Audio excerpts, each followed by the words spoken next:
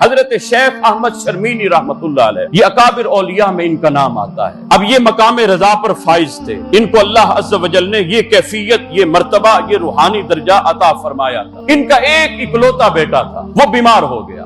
وہ جب بیمار ہوا نا تو حضرت شیخ احمد شرمینی اللہ کی یاد میں مصروف ہیں، تو آپ کی زوجہ جو ہے وہ بیٹے کو لے کر آئیں اور کہنے لگی کہ یہ بیٹا تڑپ رہا ہے، مچل رہا ہے، آپ اللہ کے اتنے قریب ہیں، اللہ کے ولی ہوتے ہیں، ہاتھ اٹھائیں گے اللہ اس کو شفا دے دے گا۔ تو حضرت شیخ احمد شرمینی فرماتے نہیں، اے اللہ کی بندی، اللہ کی تقدیر پر راضی رہے، جس طرح اللہ چاہ رہا ہے اسی طرح راضی رہے، کیوں اللہ جس طرح چاہتا ہے اسی طرح راضی رہو۔ وہ کہنے لگی، وہ ماں، اب ماں سے تو بچے کی کیفیت نہیں دیکھی جاتی نا، ماں تو تڑپ جاتی ہے بچے کو مچلتا ہوا دیکھ کر۔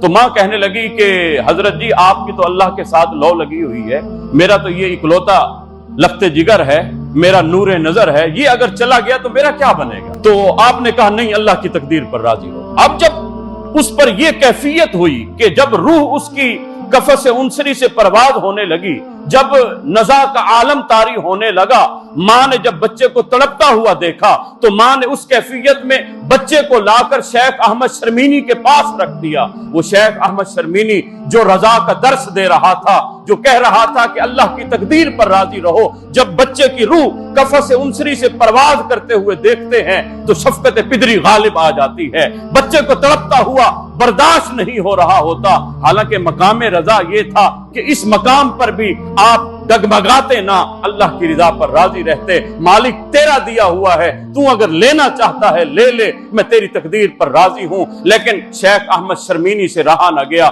آپ نے اسی وقت لوح محفوظ کی طرف نگاہ کی۔ لوح محفوظ کی طرف نگاہ کرنے کے بعد آپ نے ملک الموت سے خطاب کیا، یا ملک الموت ارجع الی ربک فإن حکم موتہ قد نسخ۔ اے ملک الموت، اے اسرائیل، جا اللہ کی طرف واپس چلا جا، میرے بیٹے کی موت کو اللہ نے منسوخ کر دیا ہے، جا اللہ سے جا کر پوچھ۔ اب یہ مقام رضا تھا حضرت شیخ احمد شرمینی کا، ملک الموت کو لوٹا دیا، کہا تو روح قبض نہیں کر سکتا، میں نے اللہ سے ریکویسٹ کر دی ہے، اللہ سے میں نے التجا کر دی ہے، میرے رب نے اس کی موت کو منسوخ کر دیا ہے، جا اللہ سے جا کر پوچھ۔ اب درجہ تو اتنا بڑا تھا، لیکن آپ نے وہ مقام جو تھا وہ اختیار، وہ استعمال کر دیا، تو لہذا مقام رضا سے ڈگمگا گئے۔